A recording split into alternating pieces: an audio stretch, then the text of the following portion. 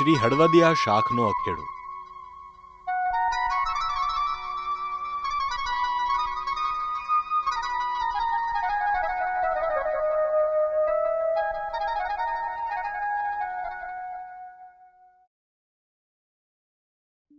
દેવી પૂજક વાઘરી જ્ઞાતિમાં કુંવર ગામ પરથી કુંવરિયા શાખ પડેલ છે. તેમના વડવા માલણિયાત જતા, માલણિયાત શાખ અને અમુક પાંખીના હળવદ જતા તેમની શાખ હળવદિયા પડેલ છે. હોથીજી દાદાના વંશમાં સાજણ દાદા થયા. તેના બે દીકરા દેવા દાદા અને પાલા દાદા થયા. દેવા દાદાએ આભલી ગામે દેવ જમાડ્યા ત્યારે આભલીના ઉતારાની દેવી, જે કડવા કામલીના અટક્યા સમની દેવી, રણની દેવી, હળવદિયા શાખમાં ચડાવદેવ તરીકે આવ્યા. તેમણે ખાડી વીરડીને મીઠી બનાવી અને દુકાળના વર્ષો પાર ઉતરાવ્યા. ત્યારે આભલી તળાવ કાંઠે આભલીના ઉતારાની દેવી કહેવાણા. તે રણની દેવીનું પહેલું પ્રાગટ્ય રણેચી દેવી કહેવાયા. પાછળથી દેવા દાદાએ ગામ હળવદમાં વસવાટ કર્યો, ત્યાંથી તેના વંશના હળવદિયા કહેવાણા. આટલી પૂર્વ ભૂમિકા બાદ માલણિયાત ગામની કથા, જે માલણિયાત અને હળવદિયા શાખના પાલા દાદા અને દેવા દાદા તથા દૂદા દાદા પંચાળાની વાર્તા છે, જે અખેડો બનેલ છે, જેમાં જુદા જુદા મત મતાંતરો અને જુદી જુદી માન્યતા છે. એ પાલા ભુવા છે કે નહીં? આવો પડકારો માલણિયાત ગામમાં પાલા દાદાના આંગણે આવેલ લાલવાદી ફૂલવાદીએ કર્યો. તેમની સાથે સવાસો વાદીડાનો ઘેરો આવીને ઊભો રહ્યો. પાલા દાદાએ બહાર આવીને વાદી લોકોને આવકાર આપ્યો અને આવવાનું કારણ પૂછ્યું. વાદીએ કહ્યું કે અમે સાંભળ્યું છે કે પાલાભાઈ વાઘરી દર અજવાળી પૂનમે માતાજીને બકરો ચડાવે છે. જો તું સાચો ભૂવો હો તો તારી દેવીનો ચમત્કાર બતાવ, નહીતર તારી દેવીના ચંદરવા અને ચાબખા અમને આપી દે. લાલવાદી ફૂલવાદી ગામો ગામ ફરતા હતા અને જ્યાં જ્યાં માતાજીના મઢ હોય ત્યાં દેવીનો ચમત્કાર બતાવવાનું કહેતા અને સામો વાદ માંડતા. પરંતુ કોઈ આવો ચમત્કાર હજુ સુધી બતાવી શકેલ ન હોવાથી તેઓ દેવીના ચંદરવા અને ચાબખા લઈ લેતા અને ગાડામાં નાખીને ફરતા. આવી જ રીતે તેઓ માલણિયાત ગામે નંદવાણા શાખના એક ઈર્ષાખોરને સાથે લઈને પાલા દાદા વાઘરીના માતાના મઢે આવી ચડ્યા હતા. હવે વાત એમ હતી કે પાલા દાદાના ભાણેજ, જે તેના જમાઈ પણ થયા હતા, તે પંચાળા શાખના દૂદાભાઈ ડમ્મર ડાકલા વગાડવામાં અને માતાજીનો રાગ કરવામાં ખૂબ જ બાહોશ હતા. માતા સરસ્વતી તેની વાણીમાં હતી. મામા ભાણેજની જુગતે જોડી હતી. જ્યારે દૂદો દાદો ડાક વગાડે અને દેવીનો રાગ કરે ત્યારે પાલા દાદાને કાંઠે દેવી હાકા પાહા વસી જતા અને આપે વાતું કરે. આવો એકબીજાનો ભાવ હતો. વાદીડા જ્યારે પાલા દાદા પાસે વાદ માંડી બેઠા હતા ત્યારે દૂદા દાદા એ સમયે હળવદમાં કારણ કાઢવા ગયેલ હતા. આવા સમયે વાદીઓએ કહ્યું કે પાલા, તારી દેવીના ચંદરવા અને ચાબખા અમને આપી દે.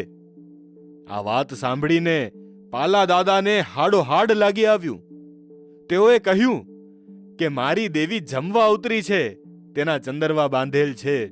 જો મારી દેવી જોવી હોય તો મારો જમાઈ દુધિયો હળવદ ગયો છે, તે આવી જાય એટલે સવારે મારી દેવી અને તેનો ચમત્કાર તમને બતાવીશ. એક માન્યતા મુજબ હળવદમાં માતાના નિવેદનું હટાણું કરવા પાલા ભુવા ગયેલ અને માતાજીના મઢની સંભાળ રાખવા તેનો ભાણેજ જમાઈ દૂદો દાદો પંચાળા માંડણમાં હતા. ત્યારે વાદીડાઓએ ઘેરો ઘાલેલ અને હળવદમાં રાત રોકાયેલ પાલા દાદાને દેવીએ માંડણ લાવેલા. હળવદમાં દૂદા દાદાએ 7 વખત કારણ કાઢીને રાજીયાની દેરીઓમાં મૂક્યું, પરંતુ 7 વખત કારણ પાછું આવે. એવા સમયે હળવદિયાની કુળદેવી માતા પાર કરી આવીને દૂદા દાદાને કહ્યું કે હું પાલિયાની દેવી છું. 125 વાદીડાઓએ પાલિયાને ઘેર્યો છે. તારી વાટે બધા છે તો હું તને લેવા આવી છું. દૂદા દાદાએ કહ્યું કે તું દેવી નથી પણ કારણ છો. ત્યારે દેવી બોલી કે ઈ કારણને તું ધોલ માર અને કાઢી મૂકું તો એમ માનજે કે પાલિયા દુધિયાની દેવી હતી. ધ્રાંગધ્રા દરવાજો ત્યારે બંધ હતો. રાત્રિના 3 વાગ્યાનો સમય હતો, પરંતુ દેવીની દયાથી ત્યારે દરવાજો ખુલી ગયો. માતાજીએ દુધા દાદાને કહ્યું, તું દરવાજા બહાર 5 ડગલા ચાલ, ત્યાં 100 વર્ષની ડોશી બનીને તને ડુંગળી અને રોટલો આપું તો તું માનજે કે હું દેવી હતી. જે મુજબ આગળ જતા માતાજીએ દુધા દાદાને ડુંગળી અને રોટલો આપ્યા. ત્યારે 2 હાથ જોડીને દુધા દાદાએ માતાજીને પગે લાગતા કહ્યું, માલણિયાત જતા વચ્ચે ભૂતિયો વડ આવે છે. માતાજીએ કહ્યું કે આગળ જાન જઈ રહી છે, તેના ભેગો હાયલો જા. હું પાલાની દેવી આપે લેવા આવી છું. દુધા દાદા જાનની ઘૂઘરીના ઘમકારાના અવાજ પાછળ પાછળ દોડ્યા ગયા. જાન તો હતી નહીં, પરંતુ આ માતાજીનો ચમત્કાર હતો. એક વાત એમ પણ કહેવાય છે કે આગળ દીવો જતો હતો, તેની પાછળ દુધા દાદા જતા હતા.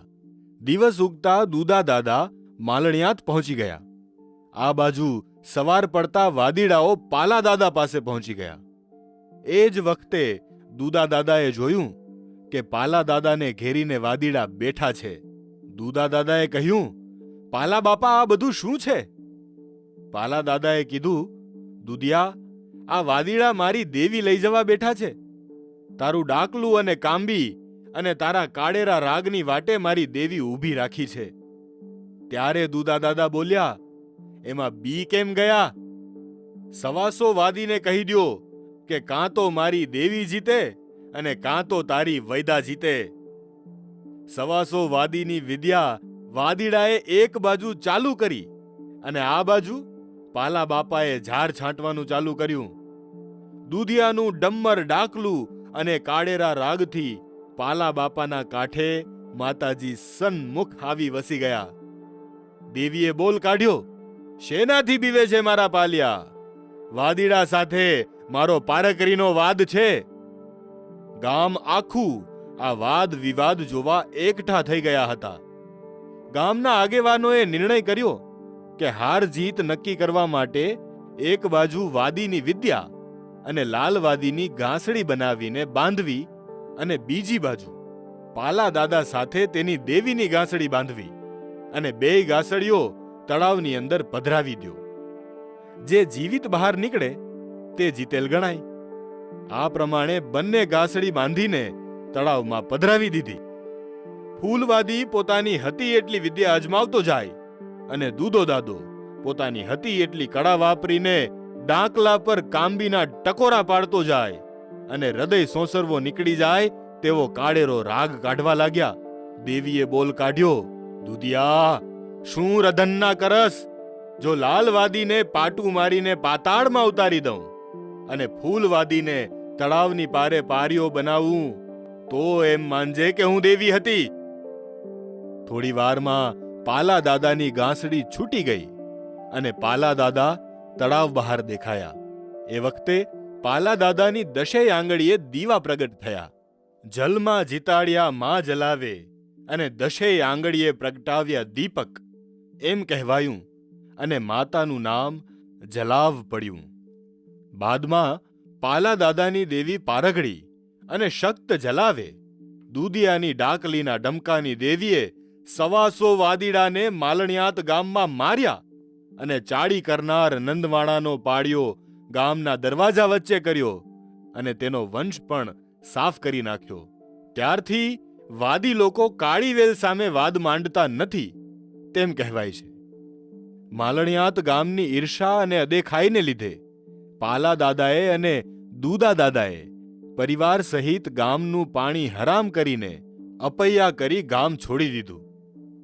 બોલો શક્ત જલાવ માતાની જય! દેવા દાદા પાલા દાદાની જય!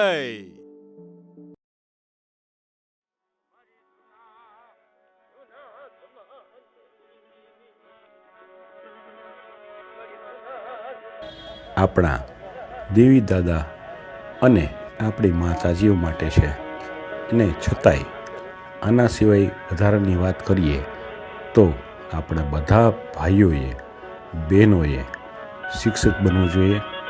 એના માટે મારો એક જ શબ્દ છે, શિક્ષિત બનો, સમૃદ્ધ બનો. આભાર.